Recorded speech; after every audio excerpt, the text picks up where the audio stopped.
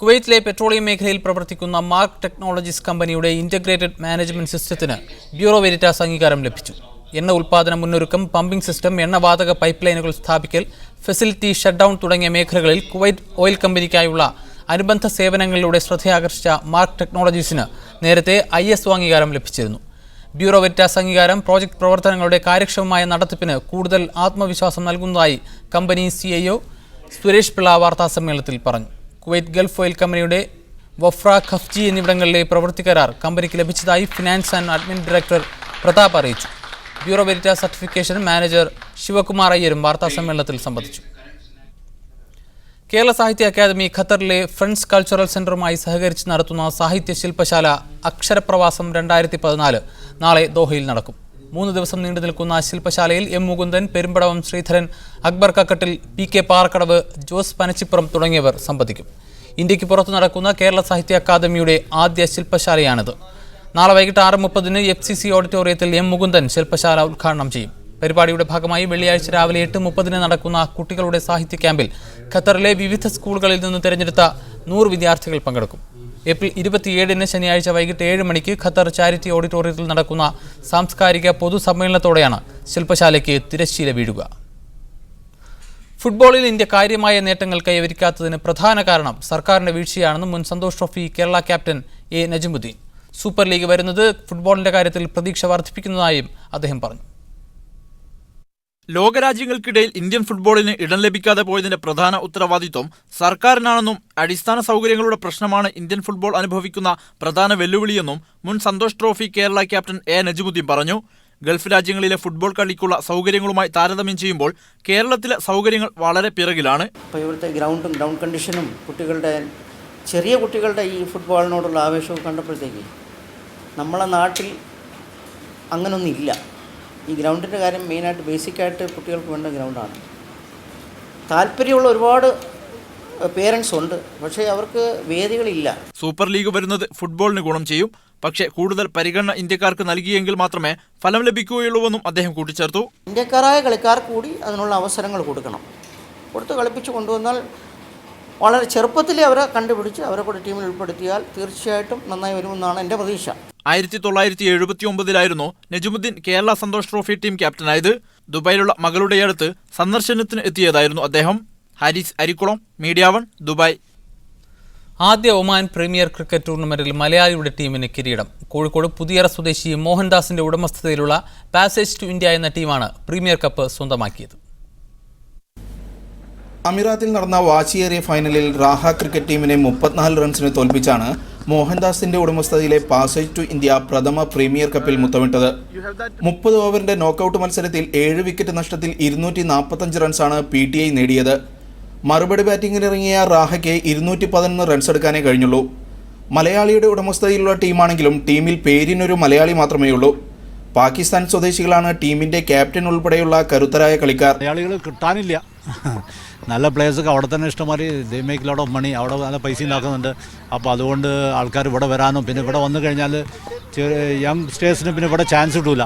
അവിടെ ചെന്ന് കാണാൻ അവർക്ക് Under-19, Under-25 പിന്നെ രഞ്ജി ട്രോഫി കളിക്കാനുള്ള പിന്നെ IPL. These are the leaders in India.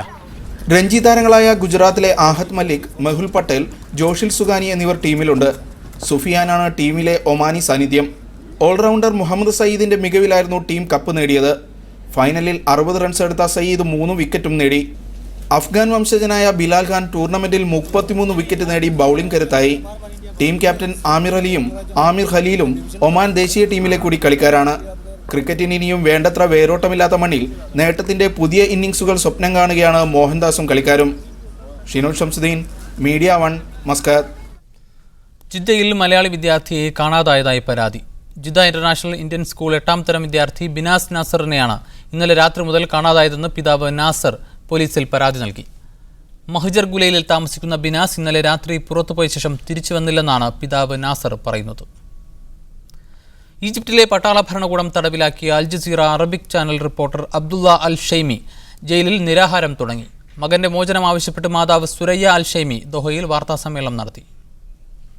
കഴിഞ്ഞ 8 മാസമായി വിചാരണ കൂടാതെ ഈജിപ്തിൽ ജയിലിൽ കഴിയുന്ന മകന്റെ മോചനം ആവശ്യപ്പെട്ടാണ് സുറയ്യ ഷൈമി ഖത്തറിലെത്തിയത്. ദോഹയിൽ അൽ ജസീറ ചാനൽ പ്രതിനിധികളോടൊത്ത് മാധ്യമപ്രവർത്തകരെ കാണുകയായിരുന്നു അവർ. اليوم الميعاد التجديد الدوري لعبد الله بالحبس، تمديد الحبس 45 يوم. أطالب ومن قلب الأم أطالب كل من ينظر في تجديد عبد الله اليوم أقول له حرام الظلم، رد إلى ابني حقه. കഴിഞ്ഞ വർഷം ഓഗസ്റ്റ് 14-നാണ് അബ്ദുല്ല ഷൈമി എന്ന അൽ ജസീറ അറബിക് ചാനലിലെ റിപ്പോർട്ടർ ഈജിപ്തിൽ തടവിലാക്കപ്പെട്ടത്. ഇതിനകം പലതവണ ഇദ്ദേഹത്തിന്റെ വിചാരണ നീട്ടിവെച്ചിട്ടുണ്ട്. ഇന്നലെയും വിചാരണ നീട്ടിയതോടെ അദ്ദേഹം ജയിലിൽ നിരാഹാരം ആരംഭിച്ചു. മറ്റൊരു മാർഗവുമില്ലാത്തതിനാൽ മകൻ നടത്തുന്ന നിരാഹാര സമരത്തിൽ നിന്ന് താൻ പിന്തിരിപ്പിക്കില്ലെന്ന് അവർ പറഞ്ഞു. ബൈറ്റ്. ഇതിനകം അൽ ജസീറ ചാനലിലെ 20 മാധ്യമപ്രവർത്തകരെയാണ് ഈജിപ്ത് തടവിലാക്കിയത്. അന്യായമായ തടവിനെതിരെ ജനവികാരം ഉണരണമെന്ന് Al Jazeera network director general doctor Mostefa Souag പറഞ്ഞു. സൗദിയിൽ വിദേശികൾ നടത്തുന്ന ബിനാമി ബിസിനസ്സുകൾക്കെതിരെ ചേംബർ ഓഫ് കൊമേഴ്സ് നടപടികൾ ശക്തമാക്കുന്നു. തൊഴിൽ വാണിജ്യ മന്ത്രാലയങ്ങളുമായി സഹകരിച്ച് പുതിയ സമിതി രൂപീകരിച്ച് നടപടികൾ ശക്തമാക്കാനും ചേംബർ ഓഫ് കൊമേഴ്സ് തീരുമാനിച്ചു. മലയാളികൾ ഉൾപ്പെടെ നിരവധി വിദേശികൾക്ക് ഈ തീരുമാനം തിരിച്ചടിയാകും. തൊഴിൽ വിപണി ക്രമീകരിക്കുന്നതിന്റെ ഭാഗമായി ബിനാമി ബിസിനസ്സുകൾ നിയന്ത്രിക്കാൻ നേരത്തെ സൗദി ഭരണകൂടം തീരുമാനിച്ചിരുന്നു.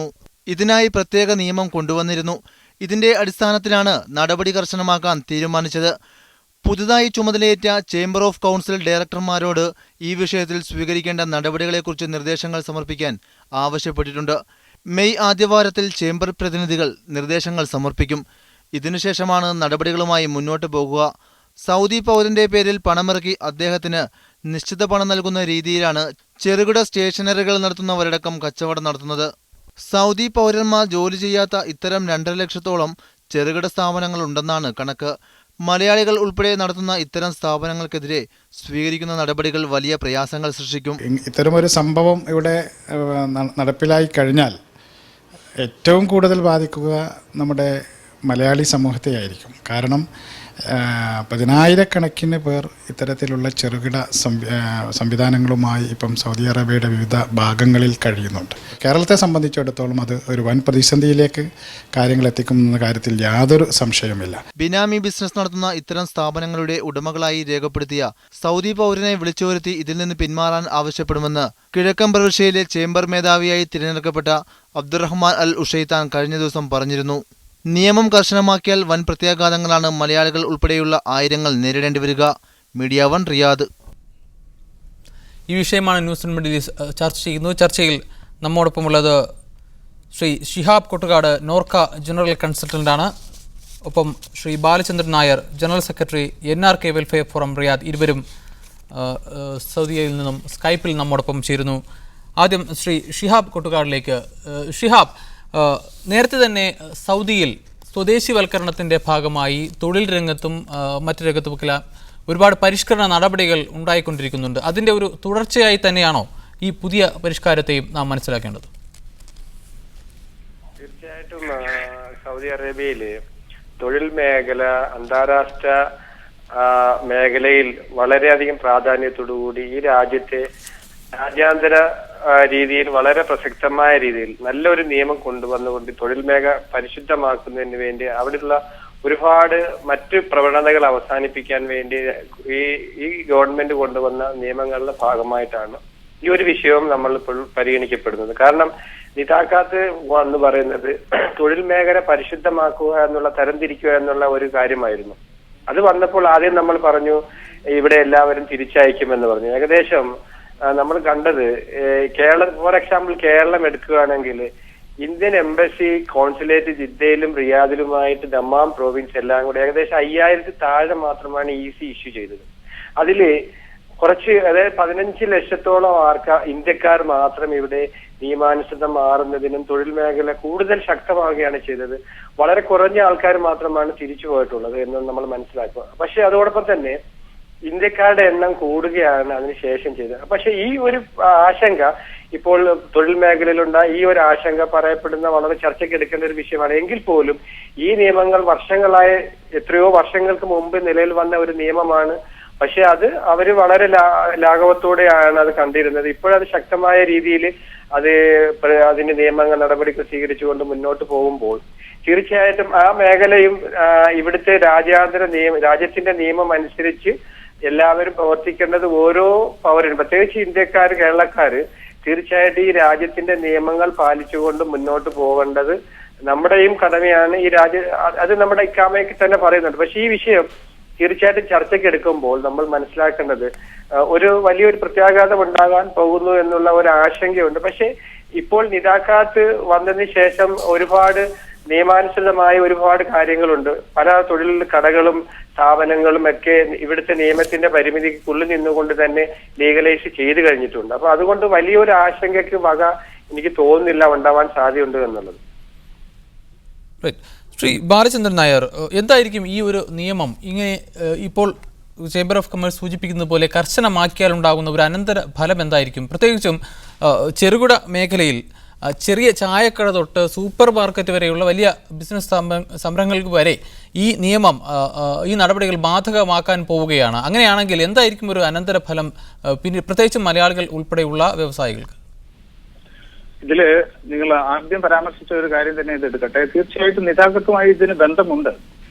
പക്ഷേ നിതാഖത്തിന്റെ ആ തലങ്ങളിലുപരി ഇതിന് വേറെ മാനങ്ങളുണ്ട്. അത് നമ്മൾ തീർച്ചയായും കാണാതെ പോകരുത്. പ്രധാനമായിട്ടും ഇതിനകത്തുള്ളത് വർഷങ്ങളായിട്ട് ഷിഹാബ് മുമ്പ് പറഞ്ഞതുപോലെ വർഷങ്ങളായിട്ട് ഇവിടെ ഉള്ള നിയമങ്ങൾ തന്നെയാണ് ഇവിടെ. അതായത് നിലവിൽ 2 തരത്തിൽ മാത്രമേ വിദേശ നിക്ഷേപങ്ങൾ ഇവിടെ കടന്നു വരൂ. അതിലൊന്ന് ഫോറിൻ ഇൻവെസ്റ്റ്മെന്റ്, സാഹിയ എന്ന് പറയുന്ന സൗദി അറേബ്യൻ ജനറൽ ഇൻവെസ്റ്റ്മെന്റ് അതോറിറ്റിയുടെ നേരിട്ടുള്ള, അതായത് ഗവൺമെന്റിന്റെ നേരിട്ടുള്ള ഇതിനനുസരിച്ച് ഇവിടെ വരുന്ന മുഴുവൻ വിദേശ മൂലധനത്തിന്റെ ഒരു ഫോറിൻ ഡയറക്റ്റ് ഇൻവെസ്റ്റ്മെന്റ് എന്ന് പറയുന്ന അത് ഒന്നും. രണ്ടാമത്തേത് ഫോറിൻ ഡയറക്റ്റ് ഇൻവെസ്റ്റ്മെന്റും ഇവിടുത്തെ സൗദി സംരംഭകരുമായിട്ടുള്ള ജോയിന്റ് വെഞ്ചർ, ഈ 2 ബിസിനസ് ഫോമുകൾ മാത്രമേ ഇവിടെ വാസ്തവത്തിൽ അനുവദനീയമായിട്ടുള്ളൂ. സൗദികളുടെ എസ്റ്റാബ്ലിഷ്മെന്റുകളാണ് അല്ലാതെ ഉള്ളത്. അതിന് പ്രത്യേകിച്ച് നിയന്ത്രണങ്ങളൊന്നുമില്ല. നമ്മളിവിടെ പരാമർശിക്കപ്പെടുന്ന വിഷയം സൗദികളുടെ പേരിൽ വിദേശികൾ നടത്തുന്ന സ്ഥാപനങ്ങളെയോ കച്ചവട സ്ഥാപനങ്ങളെയോ കടകളെയോ എല്ലാം പെടും. അപ്പൊ ഇവരുടെ കണക്കനുസരിച്ചിട്ട് തന്നെ 26,000-ൽ പരം, അല്ലെങ്കിൽ 24,000-ഓളം കോടി രൂപയുടെ ബിനാമി ബിസിനസ് ഇവിടെ നടത്തുന്നുണ്ട്. ഔദ്യോഗികമായി അവരുടെ കയ്യിൽ കണക്കുണ്ട്. അതോടൊപ്പം ഇപ്പോ വന്നിരിക്കുന്ന ഈ മാധ്യമ വാർത്തകളുടെ അടിസ്ഥാനത്തിൽ പറയാൻ കഴിയുന്നത് 17% ഗ്രോസ് ഡൊമസ്റ്റിക് പ്രോഡക്റ്റ്, ഒരു രാജ്യത്തിന്റെ ആഭ്യന്തര ഉൽപാദനത്തിന്റെ 17%. അപ്പൊ അതിന് ഒരു നിയന്ത്രണം ഉണ്ടാകണം എന്നുള്ളതാണ് ആദ്യമായി അവർ ആഗ്രഹിക്കുന്നത്. ഇത് കുറെ കാലമായി ഇവർ പറഞ്ഞുകൊണ്ടിരുന്നതാണ്, ഇപ്പോ നടപ്പിലാക്കാൻ പോകുന്നു എന്ന് പറയുന്നു. ഇതിൽ പ്രധാനമായിട്ടും നമ്മൾ മനസ്സിലാക്കേണ്ടത് തൊഴിൽ മേഖല കുറെയൊക്കെ പരിഷ്കരിക്കപ്പെട്ടിട്ടുണ്ട്, കുറെ ആളുകൾക്ക് തൊഴിലവസരങ്ങൾ സൃഷ്ടിക്കപ്പെട്ടിട്ടുണ്ട്. ഇപ്പോഴും ഒരുപാട് നിരവധി 100 ആയിരക്കണക്കിന് നമ്മുടെ നാട്ടുകാർ ഇവിടെ ചെറുകിട കച്ചവടം ചെയ്ത് ജീവിക്കുന്നുണ്ട് എന്നുള്ള യാഥാർത്ഥ്യം നമ്മൾ മനസ്സിലാക്കണം. അത് പ്രത്യേകിച്ച് ഒരു ബിസിനസ് ഫോമിന്റെ രൂപത്തിലല്ല, ഇവിടെ അംഗീകൃത രൂപത്തിലല്ല എന്നുള്ളതാണ്. അവരാണ് ഇതുകൊണ്ട് യഥാർത്ഥത്തിൽ ബുദ്ധിമുട്ടാൻ പോകുന്നവര്. അഷ്റഫ് പറഞ്ഞതുപോലെ, ഇതിന്റെ ആദ്യം സംസാരിച്ച എന്റെ സുഹൃത്ത് പറഞ്ഞതുപോലെ, തീർച്ചയായും അവരൊക്കെ വല്ലാത്ത പ്രതിസന്ധിയിൽ വരും. തീർച്ചയായും ഇതിന് ഈ ശമ്പളത്തിന്റെ ഇത് ഓരോരോ ഘട്ടങ്ങളിലേക്ക് കടക്കുമ്പോൾ, ഇതിന്റെ അടുത്ത ഘട്ടങ്ങളിലേക്ക് പറയുമ്പോൾ നമ്മൾ വിചാരിക്കാത്ത മാനങ്ങൾ ഇതിന് കൈവരും എന്ന് ഞാൻ പറഞ്ഞത്, സ്വാഭാവികമായും 10 പേരിൽ താഴെയുള്ള സ്ഥാപനങ്ങളിൽ നിർബന്ധമായും ഒരു സൗദി വേണമെന്നുള്ളതും ആ സൗദി കടയ്ക്കുള്ളിൽ തന്നെ ഇരിക്കണം എന്നും നിഷ്കർഷിച്ചു കഴിഞ്ഞു കഴിഞ്ഞാൽ തീർച്ചയായിട്ടും ഒരുപാട് വ്യത്യാസം വരും ഇപ്പോൾ നടക്കുന്ന ഈ ചെറുകിട സ്ഥാപനങ്ങളിൽ. അതുപോലെ ശമ്പളത്തിനെ സംബന്ധിച്ച് സീലിംഗ് വെക്കും. അപ്പൊ ഒരാളുടെ തൊഴിൽ എന്താണ്, ആ തൊഴിൽ എന്താണ് അയാൾക്ക് കിട്ടേണ്ട ശരാശരി ശമ്പളം, അതിന് മുകളിൽ അവർക്ക് കിട്ടുന്നുണ്ടോ എന്നുള്ള രീതിയിലുള്ള നിരീക്ഷണങ്ങൾ നടത്തിക്കഴിഞ്ഞാൽ സ്വാഭാവികമായും ഒരുപാട് പ്രത്യാഘാതങ്ങൾ നമ്മുടെ സമൂഹത്തിന് ഇതിൽ നേരിടേണ്ടി വരും. ശ്രീ ഷിഹാബ്, ബാലചന്ദ്രൻ നായർ സൂചിപ്പിച്ചതുപോലെ 24,000 കോടി റിയാലിൻ്റെ, ഏകദേശം ഇന്ത്യൻ മണി 38,000 കോടി രൂപയുടെ ബിസിനസ്സാണ് ഈ ബിനാമി മേഖലയിൽ, ബിനാമി എന്ന് അവർ പേരിട്ടിരിക്കുന്ന മേഖലയിൽ നടക്കുന്നത്. അദ്ദേഹം തന്നെ സൂചിപ്പിച്ചതുപോലെ GDP-യുടെ 17%-ഓളം വരും. ഒരു രാജ്യത്തിന് അവഗണിക്കാൻ കഴിയുന്ന ഒരു സംഗതിയാണോ ഇത്രയും വലിയ ഒരു തുക